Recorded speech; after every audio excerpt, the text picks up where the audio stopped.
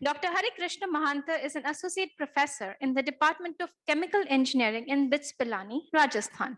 He obtained his BE in Chemical Engineering in 1995 from NIT Rourkela, MTech in Chemical Engineering in 1998 from IIT Kanpur, and PhD in Chemical Engineering in 2006 from BITS Pilani. He has been teaching in BITS Pilani since 1998.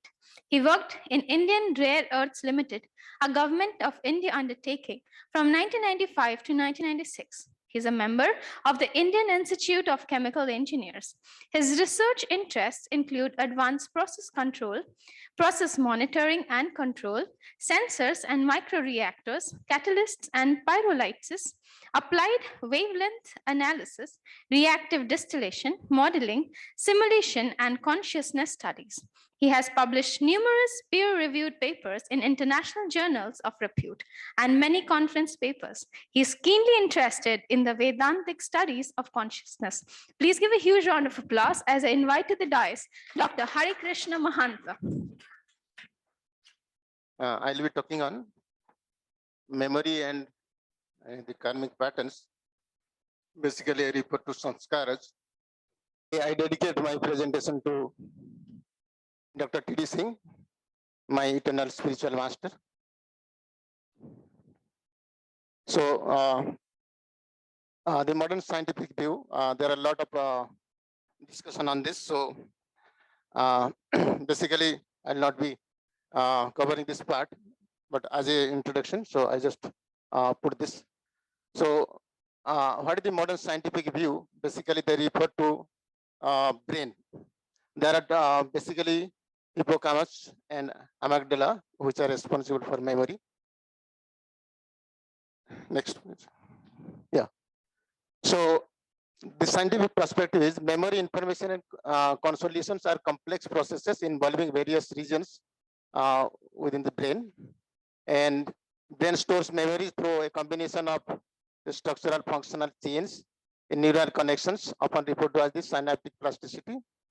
And when you experience something, sensory information encoded by neurons in specific brain regions. And this encoding involves the strengthening or weakening of the connections known as synapses between the neurons. And over time, repeated activation of these neural pathways lead to the formation of long-term memories. So this is basically in short, try to cover this part, but basically my talk will be on Vedantic perspective. Okay, so next please. Yeah, so the central theme of any Vedantic perspective is that there is matter, there is spirit. So this is the first thing. So we have to understand that there is dull matter or dead matter and then spirit. So spirit, soul. So just like the example here, you can see a person and a car. So person has a mouth to speak. Similarly, the car has horn to sound. So eyes to see, and then the headlights to see for a car. Similarly, heart to pump blood, similarly radiator to supply water. Similarly, hands and legs to move, and wheels to move for the car. Okay, so the car, even if all the things are there, it cannot actually move unless there is the driver, the living entity or the spirit soul. Next, please. Yeah. So in the Vedantic model, so the body is considered just like a chariot. It's called a chariot model. It is given in the Kathopanishad. The human body is like the chariot, and the soul, spirit soul is the passenger in it. Intelligence is the driver, and mind is the collection of the reins, which are used to control the horses, which are the senses. Okay, and the sense objects are the pathways through which the horses are moving. Okay, so if the mind or the intelligence, that is the driver is not strong, so he cannot have control over the mind. And if mind is not strong enough, then the senses or the horses will go around, seeing whatever objects they are. So the pathway is the sense objects. So it requires that the intelligence should overpower the mind, then only a right path can be chosen. Okay, next please. Yeah, similarly, so how we develop the personality in a human body. So this the 5 kosha model is given in Taittiriya Upanishad. So first layer is the Annamaya kosha. Annamaya kosha, that means a human being, he considers that I'm simply the body, I'm this body, nothing else. Just like an animal, like he's more concerned about the food. Therefore, this is his only the this food sheath or the layer is developed. That is called Annamaya kosha. Okay, so it's the physical sheath that compasses the outer layer, and awareness of this kosha allows you to pay attention to how the body reacts to different types of food, and this is nourished by food. So the Annamaya kosha is nourished by food. Next level is the Pranamaya kosha. That is the energy or vital energy kosha, or it's called as the life force. And the awareness of this kosha allows you to move stagnant energy, so you can experience greater vitality and an energetic connection to yourselves, others, and to the nature. Okay. And it is nourished by prana or bioenergy. Basically, it is, that's why it's called as pranamaya kosha. And next development or next uh, layer is the monomaya kosha. Monomaya kosha acts like a messenger, bringing experiences and sensations from outer world into your intuitive body, and it involves looking at your perceptions and mental patterns, and it is nourished by education. So it's like we hear in the classroom, so hearing and like chanting, we can say. And next inner kosha is the Vijnanamaya kosha, and it is the astral or psychic body. Okay, and that's your seat of intuition. So the Vijnanamaya kosha is nourished by the thoughts, ego. It's actually basically nourished by meditation. And the last one is the Anandamaya kosha, which is the deepest and the subtlest of all layers. It must be felt and experienced, and transcending all the seeds can lead to a state of samadhi or connection between individual and universal consciousness. So this is to be said to be the pure bliss or joy, and is nourished by emotion, basically devotion to the Lord. Next, please. Yeah. So we're talking about the pranamaya kosha, how these types of functions of prana or vital energy. So there are basically 5 pranas. Prana, so pranavayu, apanavayu, vyana, udana, samana. So these are 5 things are there. And prana means that which causes breathing out. So that is prana. And breathing in, that is apana. And vyana causes circulation of blood and makes us feel a sensation of liveliness in every part of the body. And udana has 3 functions. This causes swallowing of food by pushing it down. So when you put food in your mouth, it goes down by udana. Then it takes us to deep sleep. That function of udana. And another function that is at the end, it separates the vital body from the physical body at the time of death. So that is a function of udana. Has 3 functions. And the samana that operates through the navel region and causes the digestion of food. So by creating heat in the stomach, causing the gastric juices to operate. So these are the principal the vital energy or prana acting on the physical body. Okay. So there is another model called as the chakra model, which pertain to the physical body. Okay. It's called flow of prana shakti in the human body. So starting from the bottom, so we have Muladhara, that's called the root. So it starts at the base of the spine, and it's considered by practice. Actually, there are specific spiritual systems. One has to accept a particular guru, then So they have to go through this. That's Kundalini Yoga and all. So it is disastrous to practice without any guidance. So these are there. So these levels are actually achieved by practice, and then one feels a very highly connected and bliss.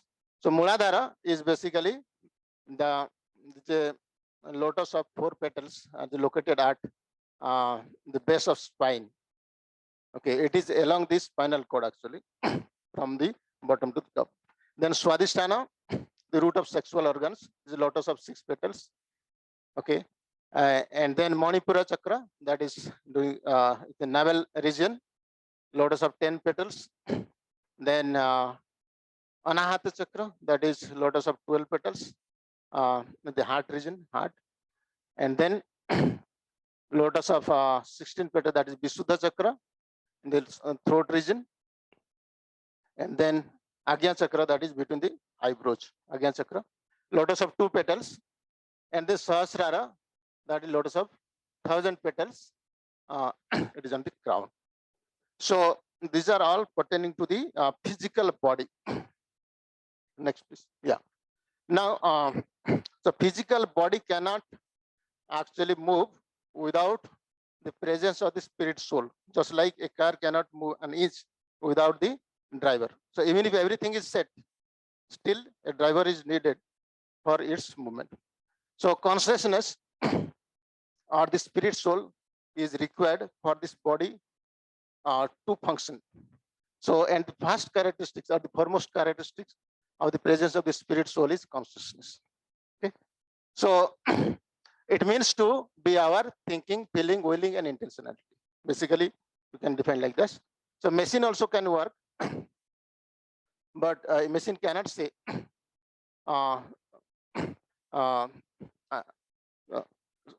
it cannot experience seeing of anything like that. Next, please. So how this individual consciousness actually functions. So individual consciousness, when it's there, how it reacts to the external world. Actually, there are 5 gyanendriyas, ear, skin, eyes, tongue, nose, 5 gyanendriyas, 5 karmendriyas, hands, legs, mouth, anus, genital, and then 5 pranas. Just now we just covered prana, apana, vyana, udana, samana, and then there are 4 mind functions. 4 mind functions. There's a manas, chitta, buddhi, ahankar. So through which this conscious living entity actually get the work done. Next, please. So there is individual consciousness and there is universal consciousness. 2 types of consciousness are there. Just like here we can see that sun is there and sunlight is there. But that same sun can be reflected in many parts. Similarly, and the supreme consciousness or super soul is present in everybody's, all living in the heart of every living entity. Okay, next, please. So it is confirmed in Bhagavad Gita also. Krishna says, Ishwara sarva bhutana vruddhesya arjuna tishtati brahmana sarva bhutani jantra rurani maya. So he is present along with the spirit soul. There is super soul existing in the heart. Okay. So next, please. Yeah. So how memory comes into existence? This is Vedantic perspective. It is basically a product of mind. Product of mind. And the mind actually is an instrument of consciousness. So this is how it is related. Okay. So mind functions, as I already told you, these are 4 functions of mind, like buddhi, the manas, the sensory mind, the buddhi, the intellect, chitta, the storehouse of impressions, and ahankara, the ego. So these are the 4 functions. And also, memory is considered part of individual's karma. Karma is also plays a role. Karma is the accumulated actions and their consequential reactions. So memory is both conscious and subconscious. They influence one's perceptions, desires, and tendencies, and can have a profound impact on the cycle of birth and death. Next, yeah. So this is the Vedantic model of functions of mind. So mind actually take the input from the Gyanendriyas, the 5 Gyanendriyas. Okay, so here your eyes, tongue, nose, etc. All the 5 Gyanendriyas. These are the input to this manas, this sensory mind. So everything we call a mind or basically it is a subtle body, actually, subtle body. Get the inputs, and chitta, which is the storehouse of the previous impressions, are there. So it gets the inputs from the Gyanendriyas instantly, and also previous storehouse memories are there. Okay, impressions are there, and then whether that is pertaining to me or not, then it will take action. So it will. So ahamkara is the ego, the sense of I-ness that associates the perception to a subjective center and creates personal experience. Okay, like for example, somebody is shouting, then that this is from the Gyanendriyas. So it's hearing through ears. That is coming to the manas. That is the sensory mind. Then whether the shouting is pertaining to me or not, whether he is scolding me or not, so then it judges by ahankar.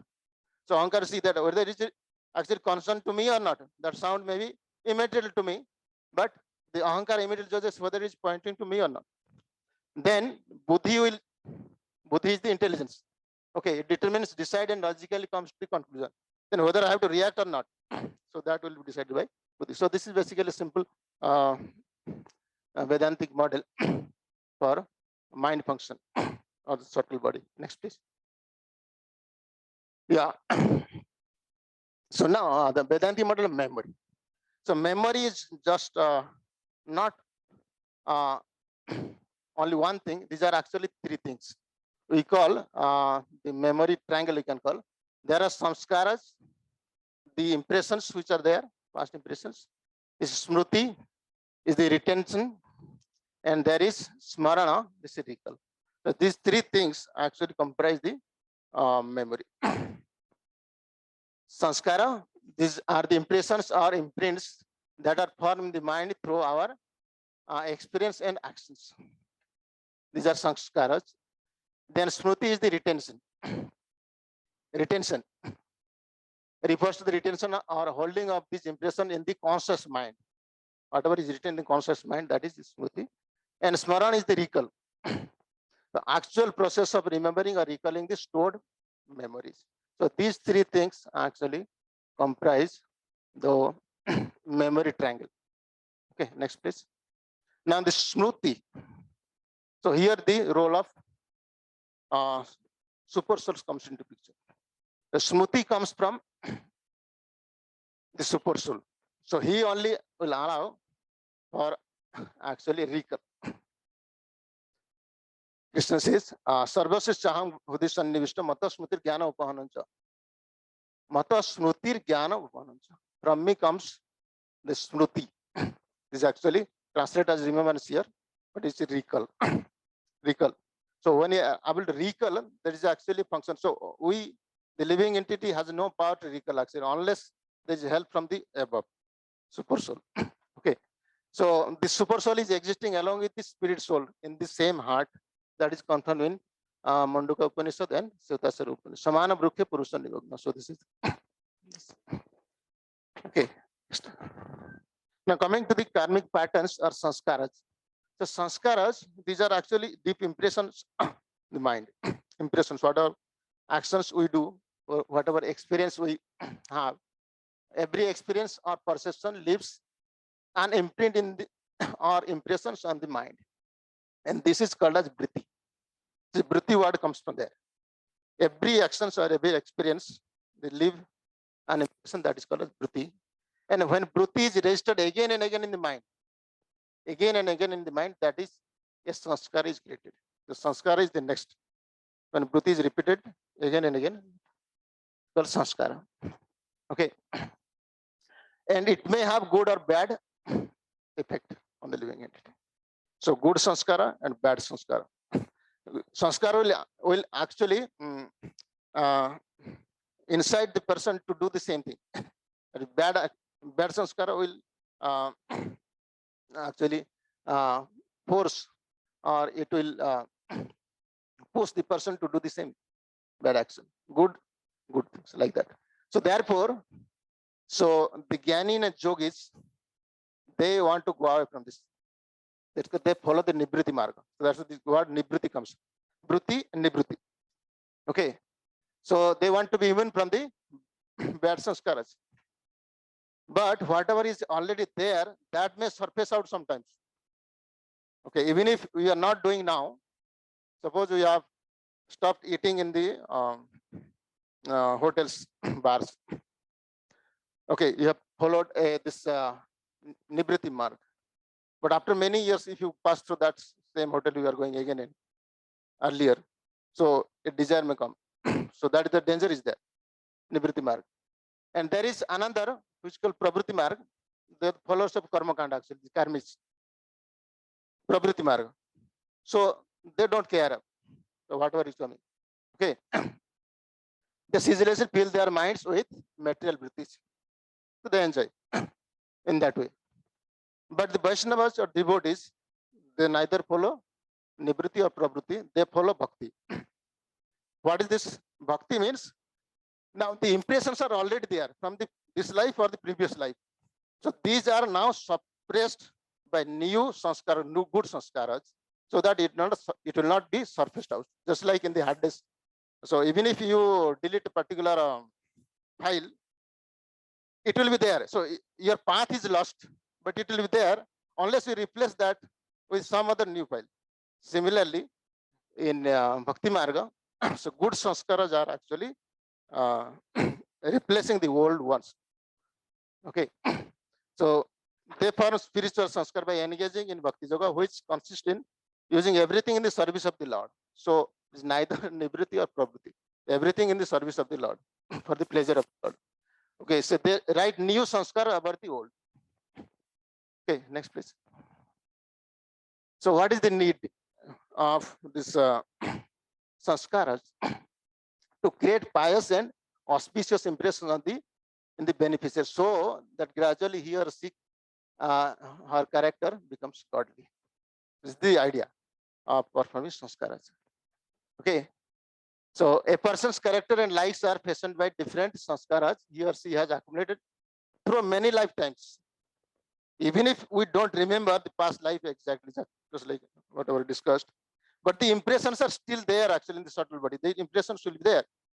Sometimes this child is fearing in the fire. So as soon as he sees fire, so his fear, that means the impression is still there.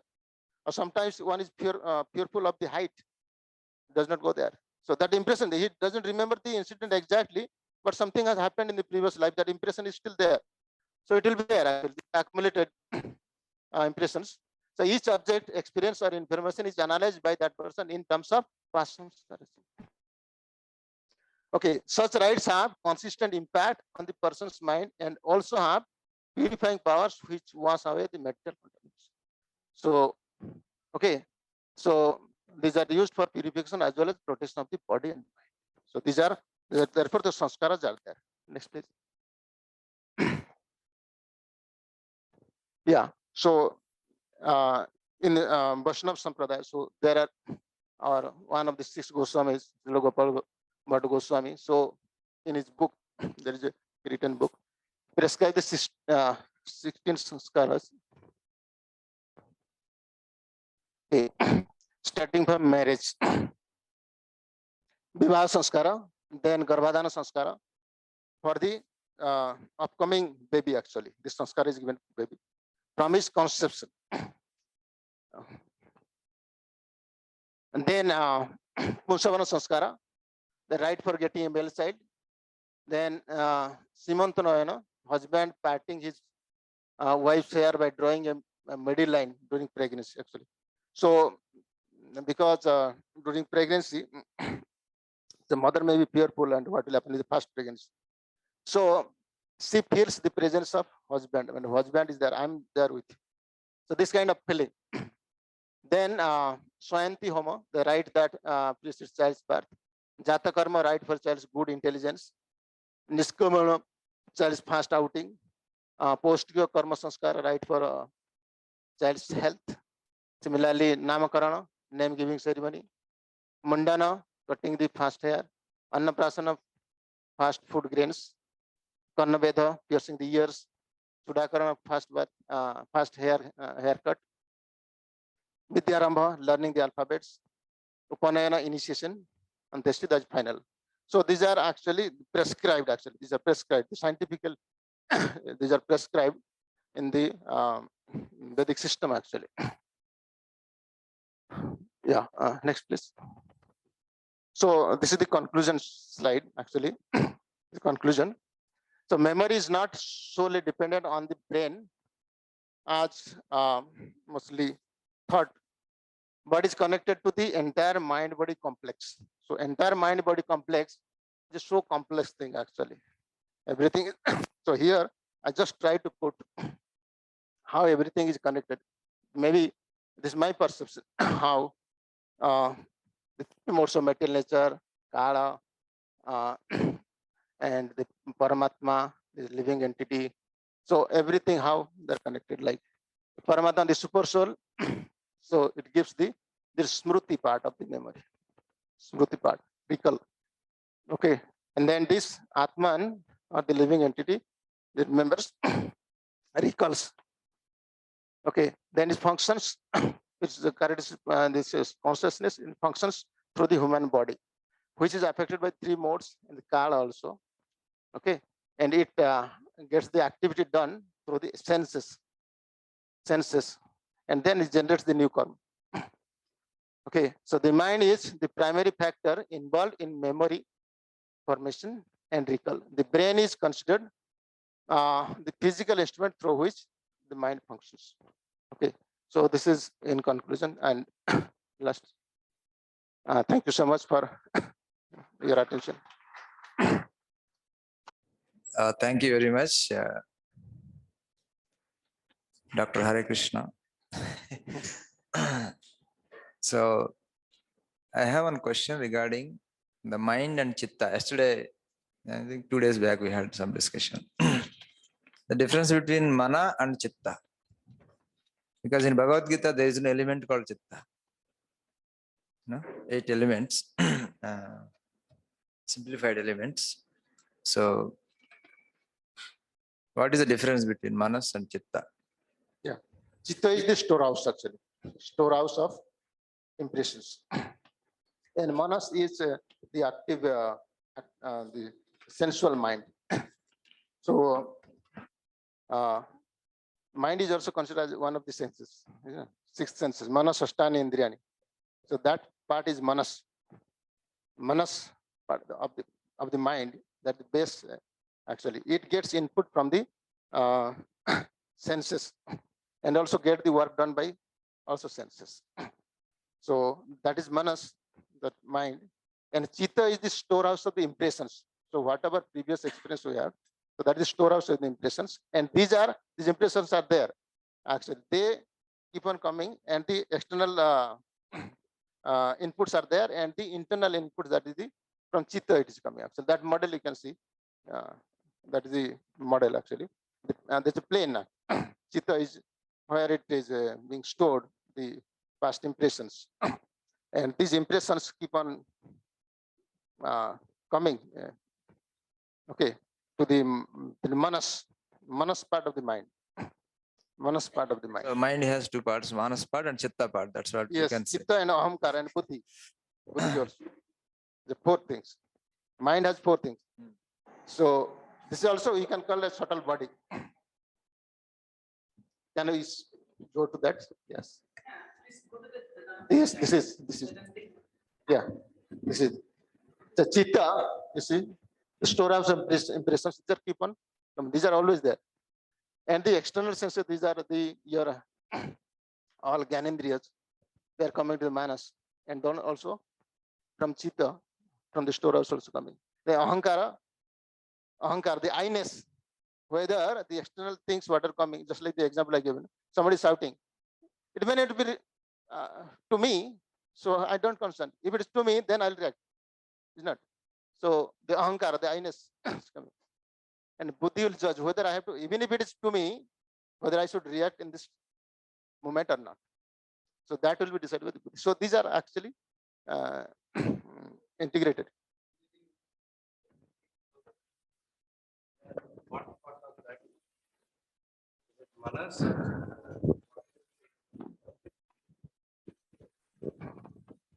So that I Patanjali's Yoga Sutra, yes, he defines like that. defines like as chitta Yeah. vritti nirodha. Yeah, So the day before yesterday, I was asking, that, yeah. Vritti, is it manas or is it the storehouse of impression? the storehouse of impression. You see, chitta, chitta is storehouse of impression. Then there is a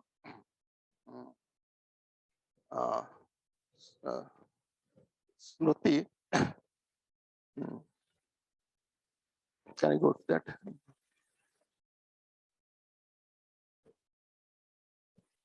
And a triangle. Yeah. Yeah. So this is smriti. Listen. Now, okay. So good sanskaras and bad sanskaras. Okay, sanskaras are impression which are there in chitta. Okay. Now bad sanskaras are also there. Now when it defines chitta vritti nirodha, means that it refers to bad sanskara to remove or maybe suppressed or maybe superimposed with good sanskaras. What I understand. So chitta, chitta is basically, this is storehouse of sanskaras, impressions. Okay, chitta vritti nirodha, vrittis are whatever we experience that has some impression, vritti, and in long term it becomes sanskara. Vritti, the first instant, and again and again it has been done that it convert to sanskaras. So chitta vritti nirodha means that bad impressions which are being replaced by the good impressions or good ones, you can say.